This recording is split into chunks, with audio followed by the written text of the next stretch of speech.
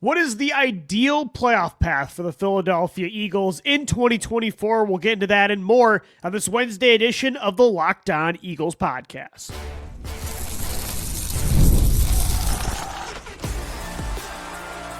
You are Locked On Eagles, your daily Philadelphia Eagles podcast, part of the Locked On Podcast Network, your team every day. Thanks so much for making Locked On Eagles your first listen each and every day. We are brought to you by FanDuel. You can start the season with a big return on FanDuel. New customers can place a $5 bet. You'll get started with $200 in bonus bets if you win or lose your first $5 bet. Just visit FanDuel.com to get started. Louis DiBiase getting you ready for Eagles-Packers this Sunday at 4:30. The wild card round of the playoffs is officially here. Peter Bukowski of Locked On Packers joins me on the show tomorrow. Friday, I'm riding solo. I'm thinking about getting a guest on the show, though. Gino is headed down to the CGS All-Star Game. Of course, he runs that draft showcase. And crazy enough, the draft is, I don't want to say right around the corner, but draft season is. The Senior Bowl is in a few weeks. I'll be down in Alabama for that. But I know none of you, the minute you heard draft, you started rolling your eyes. You're like, no. Do not want to hear about that right now. Promise you, no draft talk on the show, but I'll be riding solo with Gino off in Dallas for the week, so I'll continue to get you ready for Eagles, Packers. And it's a big game. And look, again, I tried to really communicate this on the show yesterday with Gino, that I think because, again, the Eagles' position in the playoffs has been locked in for weeks now. We've kind of known since that Washington loss that they weren't going to get the 1 seed. We were so hyper-focused on what's the ideal first playoff team? Like, do we want to play Washington? Do we want to play, of course, Green Bay? Heck, maybe even Minnesota. Could you end up playing one of the NFC South teams like Tampa Bay in the first round, depending on how just the entire picture worked out? So, of course, with that kind of discussion, we talk about the pros and cons of each. But it almost like got misinterpreted, or I don't know, the tone around it started to change from like the ideal, like just preferred opponents to almost like the teams we fear the least. And I again, there is no fear. The Green Bay Packers are a good football team, but if the Philadelphia Eagles are on their A game Sunday and they're not shooting themselves in the foot with bad turnovers, with like a slow first quarter, with not being able to throw the football, if they don't have those issues, yeah, will it still be a close game? Probably. I think so, because I think Green Bay is a good team. And I think Jordan Love, if he gets hot, is one of the most dangerous quarterbacks in the conference and the entire NFL. Like, he has legit arm talent. We saw that in the playoffs last year. But the Eagles are still going to win the game. If they're on their A game, or even their B plus game, like, I think they're winning this football game. So I think it was like misinterpreted, and there's just not enough confidence right now, I feel like, on Eagles Twitter. There's a little bit of hesitation, but I understand, like, it is a tough draw. I mean, Green Bay would not have been my first choice in the first round. Gino said it would be, and they're limping into this game. They've lost 2 straight. They're pretty banged up, but I would have still rather played Washington in round 1. I really wanted that rematch for, the personal aspect of it, like taking out Jalen Hurts, the rivalry, but I also just like the matchup better with the Commanders. But overall, Green Bay, like, yeah, that's it's not a terribly difficult playoff game. The Eagles should still win. They're not an underdog, but at the same time, it's not Daniel Jones, the New York Giants of 2022. So I would have picked a different opponent, but overall the Eagles should still be favored in this game. And when I was thinking about that, I started to think about, okay, moving forward, like the Packers were not my first choice. What would be my ideal playoff path for the Eagles to have the easiest chance of getting to New Orleans and the Super Bowl in a month? For me, it would go like this. Of course, you got to beat Green Bay, take care of business on Sunday. For me, then again, the ideal path, not the most likely. What do I think is the most likely path? It's probably you beat the Packers on Sunday. You would then have to play, I think, the Rams, because I think the Rams are going to win. And I actually think the Commanders are going to beat the Buccaneers. So in that way, in that scenario, the 6-seed Commanders would play the 1-seed Lions, and then the 4-seed Rams would come to Philly next week. So I think that's the most likely path, is it's Green Bay, then Los Angeles, and then I think you play Detroit in the NFC Championship. I think you'll likely play the Chiefs in the Super Bowl if you do get to New Orleans. The ideal path for me would be you take care of business on Sunday and you beat Green Bay, then for me, I think it's actually Tampa Bay. And I know a lot of you are like, no. Like, we don't want to deal with Tampa Bay again. Every time the Eagles play the Buccaneers, it feels like it just never goes right. But that's kind of why I want to play Tampa. I want to see this version of the Eagles exercise the demons of 2021, of 2023, of early 2024. This is not the same Eagles football team that you saw get blown out in Tampa before the bye week. It's not even close. And I would love to have them, make them come to the Link in January. With this atmosphere, there's no way the Eagles are losing that game. And I also just think from a roster perspective, I'd rather play the Buccaneers and Baker Mayfield than the red-hot Rams and Matt Stafford and Sean McVay. Right? I think most would agree. Even though the Eagles beat the Rams and not the Bucs this year, I'd rather play, again, when it comes to like what's the easier quote-unquote matchup, even though they're very similar tier teams with similar tier players on both sides of the ball, I would rather have Tampa. I would rather play Tampa than even Minnesota. I think it's close. And I think Minnesota kind of showed their true colors. I've been saying it all year that I think they're a good team, but they're not great. They give me 2017 Vikings vibes. Sam Darnold's better than Case Keenum, but I still think they were kind of a little bit overrated, and the way they got blown out in Detroit kind of showed me, yeah, they're a step below, a peg below the Eagles and the Lions. So at the same time, I do think they're better than Tampa Bay. So when it comes to like the Vikings, Rams, Buccaneers, I'd rather play Tampa, make them come to the Link. Some of it's a heart pick, but I also think head-wise, of those three teams, I think the Buccaneers are worse than Minnesota and LA. It's not by a lot. Again, the NFC this year is very close from seeds 1 through 7. Like, if anybody won this week, I wouldn't be surprised. Again, I think the Commanders are actually going to beat the Bucs. But for the Eagles, I would say it's Green Bay, then Tampa Bay when it comes to the ideal playoff path. And then, of course, the NFC Championship game would be to play Minnesota. So you would, in this scenario, play Tampa Bay. Minnesota, ideally, does take care of business against the Rams. They go into Detroit in the second round as the 5 seed, right? Because Tampa would be the 3 seed. They play the 2 seed Eagles. Of course, the Lions play the lowest seed, which would be the 5 seed Minnesota Vikings. You would want the Vikings to beat Detroit, which I think is not very likely, as we saw last week. But again, this is the ideal path, not the most realistic. Then you go to Minnesota, or you have Minnesota come to Philly, like in 2017, take care of business. And then again, I think it's going to, I don't want to say who's the ideal team in the AFC to play in the Super Bowl, because I'd say Pittsburgh or Denver, right, or LA, and I don't think any of those teams are getting there. So it's likely the Chiefs. You got to probably beat Mahomes, Lamar Jackson, or Josh Allen to win it all. Of those 3 teams, who would I want to play the most? I would probably say the Ravens. I think that rematch with Baltimore and Lamar Jackson, I would rather play the Ravens than the Bills or the Chiefs. So that would be my ideal path. It's beat the Packers, play Tampa Bay in the second round, play Minnesota in the NFC Championship, and then Baltimore in the Super Bowl. What do I think is the most realistic path for the Eagles to get to New Orleans? It's probably Green Bay. I would say it's Los Angeles, then Detroit, and then Kansas City. So that's at least my path that I would like to see and what I think is most likely. Hit us up on X. Let us know what path you want to see the most if they take care of business on Sunday. We are on X at LockedOnBirds and at DiBiase LOE, and also our YouTube community page as well. Coming up next right here on the Locked On Eagles podcast, I want to talk Jalen Hurts and legacy. I think this is a massive playoff run for Jalen Hurts' career from a narrative perspective, and we'll get into that coming up right here on the Locked On Eagles podcast. This episode of Locked On Eagles is brought to you by FanDuel. From big upsets to game-winning drives, the NFL playoffs, they're better with FanDuel. Right now, new customers, you can bet $5 and get $200 back in bonus bets, guaranteed win or lose. The FanDuel app gives you everything you need for live bets, same-game parlays, and so much more. Take the over on Devontae Smith or A.J. Brown's receiving yards. No Jair Alexander in this game, the Packers' best cornerback. Of course, the anytime touchdown for Jalen Hurts or Saquon Barkley.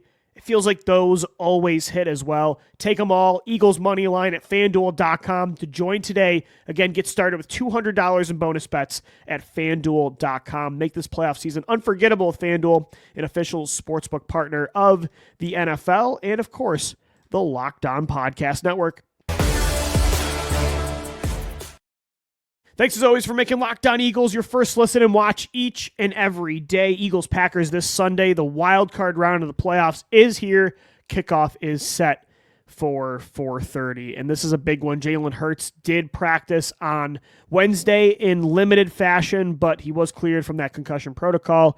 Should be good to go for this matchup against Green Bay, a rematch of that Week 1 Brazil shootout, 34-29 the final, and that one the Eagles took it. And again, they're a very different football team, and I think Jalen Hurts is a very different quarterback. The numbers haven't been as sexy as they were in that first game, but he's more mature, I think, on the field. He's not turning the football over as much. I think he's much more efficient from an accuracy perspective, explosive plays. He's 4th in the league in yards per reception.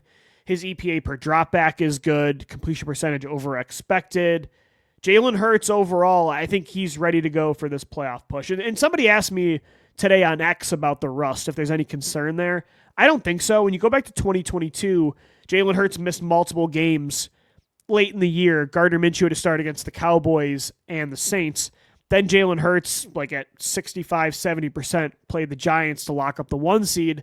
Then there was another bye week. So he had, 3 of 4 weeks off and missed a lot of that Chicago game too. Or not the Chicago game. I should say the game after. He missed the entire game against Dallas and, of course, the game against New Orleans. So he was off for 3 of 4 games before their matchup with the Giants in the divisional round, and he looked great in that game. So I don't really think rust is a concern, and I thought Jalen Hurts was playing exceptionally well right when he got hurt. Like that Pittsburgh game and the start of the Washington game, he was really starting to cook with his legs and, of course, with his arm in the Steelers game. So I think Jalen Hurts, I'm confident in his ability to win this game.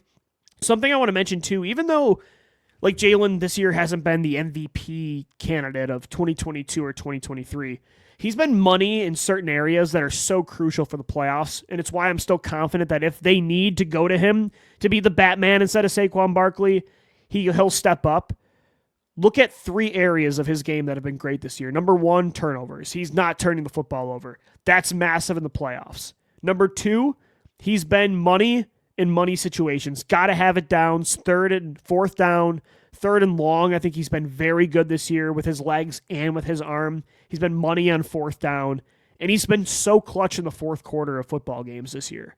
Like even the games that haven't felt great, like the Carolina matchup, he made some big-time plays in the 4th quarter. Look at the game against Green Bay Week 1. It was not perfect. Big-time plays. The game against the Saints, big-time plays in the 4th quarter with his arm and with his legs. Like he's been doing it all year against Baltimore, against Cincinnati, against Jacksonville. The list goes on. He's been clutch. He's been great on 3rd and 4th down. He's not turning the ball over. Jalen, to me, I have all the confidence in the world that he will. Again, is he going to throw 35 times and have 300 yards in this game? It could happen. I think the Pittsburgh game showed he's capable of that. I don't think it's going to happen, but I think he's going to be a reason you're going to win because of Jalen Hurts on Sunday. And if they do, this is a massive playoff run for Jalen's legacy. Like, just think about it. Jalen Hurts is, 25 going on 26 years old. He's already been to a Super Bowl. He's already been a MVP finalist in a season. He was an MVP favorite for another half a year. So for a year and a half, he was an MVP favorite. He's been to a Super Bowl, outdueled one of the greatest quarterbacks of all time, had one of the best, if not the best, Super Bowl performances from a quarterback from an efficiency perspective. PFF actually says only Nick Foles has been better in a Super Bowl at quarterback than Jalen Hurts in Super Bowl 57. Just think about it. If he goes on another run and gets to New Orleans, and let's say he wins the big thing for the Birds, he will have 2 Super Bowl appearances in 3 years, potentially a ring, and another historic performance against Kansas City to go on top of it. He's already up there in all-time win percentage against the all-time greats, like with Tom Brady, Peyton Manning, Joe Montana, like all of those guys. He is in that list when it comes to win percentage. His first 5 years of his career, total wins as well at this point of his career. He's up there with the all-time greats. He's up there historically in rushing yards, rushing touchdowns for a quarterback, total yardage per season, total touchdowns. Like him and Josh Allen, their pace in those areas, it's historic. So when you combine all of that and his age, if he goes on a run where he gets back to the Final Four, the Super Bowl, if he wins a ring, I think he would certainly already be the Eagles' greatest quarterback of all time. And I think, like, again, with a Super Bowl win, Jalen is getting close to, like, all-time great status. And it's crazy to say that because he's had such a, I don't know what the right word is, like a chaotic career from like a narrative perspective. It just feels like he has never been, like, there's never been a unified perspective, or I should say, like, belief in Jalen like there's been with Pat Mahomes and Josh Allen and Joe Burrow. He's been more like Lamar Jackson, where their career has been maybe unfairly so at times, but polarizing. And if Jalen and Lamar Jackson, you could make the same argument with him with this discussion I'm having right now. If Jalen Hurts gets this win, if he goes on a deep run, if he gets a ring, or at least gets to New Orleans, or gets to a conference championship, like, there's no denying his greatness. He will have those 2 deep runs in 3 years. I mean, the win percentage, the total wins he's had in the last 3 years, making the playoffs every year since he took over as a starter in 2021. This is a big-time legacy run for Jalen Hurts, especially if it's not Saquon Barkley, just leading the way and Jalen's only throwing for 120 yards in this game. Of course, you got to add context to the run. But if he's special like he was in 2022, I really do think, like, this is a big-time narrative run for Jalen in the postseason. And you could also say the opposite as well. Like, from a losing perspective, and I wouldn't subscribe to this narrative that would probably form, but you'll see people definitely jump on this. If Jalen loses on Sunday to Green Bay, and again, context matters, it might not be his fault, but let's say Nick Sirianni and Jalen Hurts lose to Green Bay, there's definitely some pressure to get this done, because I think you're going to hear some people say, well, in 3 of 4 years in the Nick Sirianni, Jalen Hurts era, they got bounced in the first round. And again, I don't think that'll be fair, but that's going to happen. And I already know a few platforms, and you do too, that are going to have that take on Monday morning if they lose this game. That could be something that happens too. So this is a big time, and this is just like par for the course with quarterbacks. Like, it's a narrative-driven position when it's discussed in media and with fans alike, and I think that's part of the fun with it, and it's just part of the job. It's why you get paid so much money and have so much responsibility. It's justified, but that's going to happen. Like, with this run, it could really define who Jalen Hurts. It's not going to say, I don't want to say it's going to define his career, but up to now, you've had 3 years of a sample size. In 2021, it's hard to really judge because he was such a different and new player. And then 2022, he goes on this unexpected MVP run and outduels Mahomes in a Super Bowl. And then last year was such a collapse that you're like, okay, it's been such a high variance of high highs and low lows in the postseason, where he's getting blown out by Tom Brady and Baker Mayfield. But then again, he has the second best PFF Super Bowl performance of all time, only behind the Eagles' other guy, Nick Foles. So this one's like the 4th one. Now you can be like, okay, if there's a 3rd time he gets bounced early and he doesn't play well, yeah, a narrative will form there. If this is a 2nd time in 3 years where he goes on a deep run and he wins a Super Bowl, and you can combine all the regular season numbers with that and the win percentage and all the crazy win streaks he's had, then he's starting to become like he's getting in legendary status. So this is a really big run for Jalen Hurts and the Philadelphia Eagles as a whole. And of course, they're not thinking that way. All they care about is winning a championship. But for Jalen, like, this is a big run for sure. And I'm very excited to see what version of Hurts we get on Sunday against the Green Bay Packers. There's definitely some pressure for sure. I mean, that sounds obvious, but there definitely is for QB1. All right, guys, coming up next right here on the Locked On Eagles podcast, I was asked this question on our YouTube community page, so I want to bring it up. Is there any sort of concern when it comes to the Eagles' playoff run and how young they are? Like, are these young players ready to win a Super Bowl in 2024, 2025? We'll get into that coming up next right here on the Locked On Eagles podcast. This episode of the Locked On Eagles podcast is brought to you by Prize Picks. It's playoff time, and if you're like me, you want to make the most of these final weeks of football action. That's where Prize Picks comes in. If you love football and want a chance to win real money while watching the games, Prize Picks is the place for you. It's the best way to turn your sports opinions into cash with daily fantasy player projections. With Prize Picks, you simply pick more or less on player stats like total passing yards or rushing touchdowns, and for a shot to win up to 1,000 times your money, you can make your picks in less than 60 seconds. Whether you're looking for a flex play to boost your payout or you want to cash out quickly, Prize Picks has got you covered. With over 10 million members and billions in winnings, it's clear that people are loving this platform. We have a special offer for Locked On NFL listeners. Download the app today. Use the code LOCKEDONNFL to get $50 instantly after you play your first $5 lineup. That's Prize Picks. Run your game. Download the app today. Use the code LOCKEDONNFL to get $50 instantly after you play your first $5 lineup. Prize Picks. Run your game. Today's episode of Locked On Eagles, we are also sponsored by Rocket Money. Rocket Money, they help you find subscriptions you forgot about and that you probably were paying for a very long time and didn't notice. Like, that is me to a T. I had so many subscriptions, from free trials of games and stat platforms. I mean, you name it, like streaming services as well. The free service goes away in 7 days. I forgot about it until Rocket Money helped me track them down. Rocket Money is a personal finance app that helps you find and cancel your unwanted subscriptions, monitors your spending, and helps you lower your bills so you can grow your savings. It brings everything together in one place. Whether it's subscriptions, your spending habits, or even the goals you want to hit this year, Rocket Money has over 5 million users, and they've saved a total of $500 million in canceled subscriptions, saving members up to $740 a year. For me, again, one of the best features is the subscription tracker.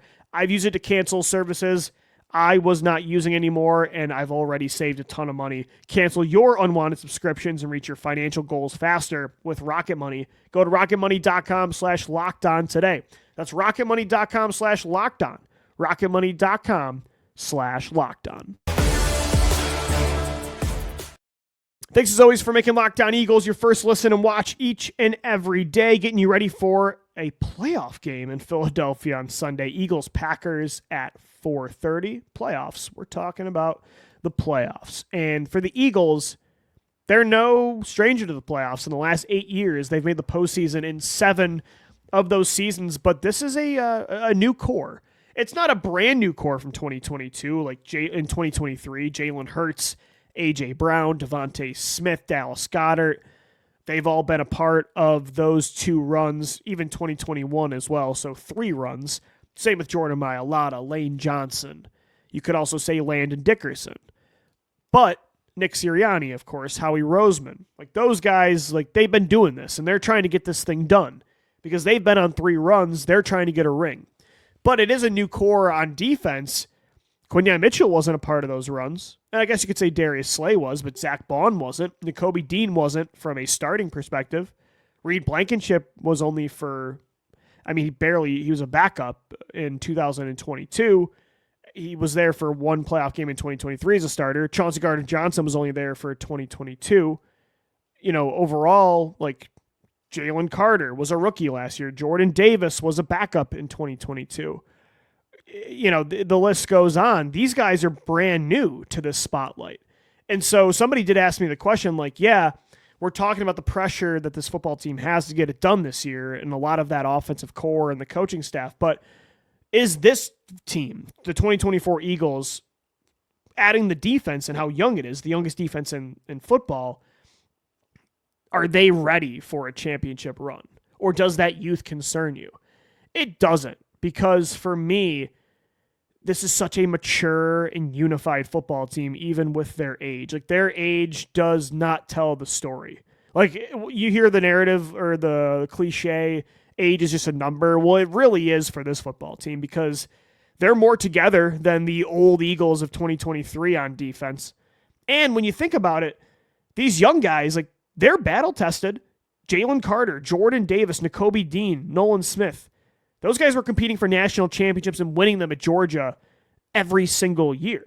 They won back-to-back national championships. Like, they know what, not what NFL playoff football is like a whole lot, although they've gotten a taste the last few years as rotational pieces, but they're ready to go for that moment. Like, I don't think they're all that new to this. And so Quinyon Mitchell, like, yeah, Cooper DeJean, were they playing at that kind of level in college at Toledo and Iowa? No.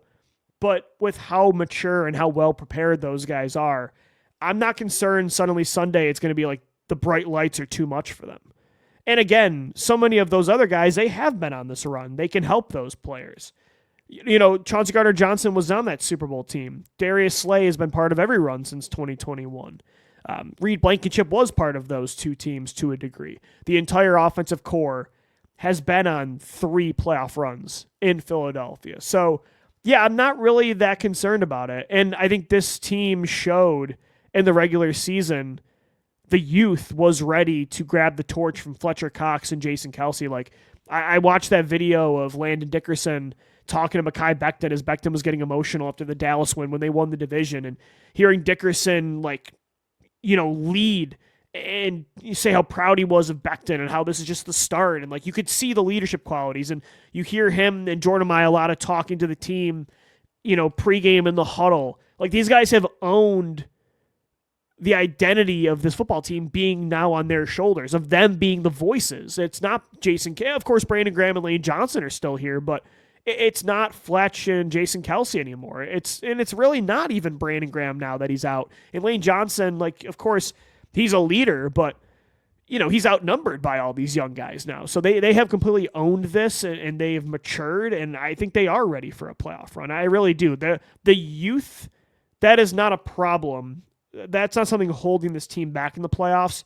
If anything, it's a strength. And again, the guys that aren't super experienced in the postseason in the NFL, they've done it in college. They did it at Georgia when they won national championships. So I think they're all ready, and even the guys that have had no experience with this, Quinyon Mitchell, a Cooper DeJean type, heck, even a Saquon Barkley, right, with the Giants, just that one playoff appearance, those guys are so mature and so well prepared that I have no doubt. I don't think anyone's going to choke and the spotlight's going to be too much for them. I don't think you have to worry about that at all. This football team is so close and so unified. The whole plan, from the GM to the coaches to the personnel, it works just so seamlessly, and it's so, again, unified, is in sync compared to years past. Even 2017 and 2022, this is just the most team version of Philadelphia Eagles that I've seen in a very long time. They are truly a team, and even with the youth, age is truly just a number in this equation. All right, guys, that's going to do it for today's edition of the Locked On Eagles podcast. Thanks, as always, for making us your first listen and watch each and every day. Crossover Thursday tomorrow with Peter Bukowski. We've got a show for you Friday, and then it's time for the playoffs. Until then, we're signing off right here on Locked On Eagles. Thanks, as always, for downloading, watching, and listening. And let's go, Birds. Fly, Eagles, fly.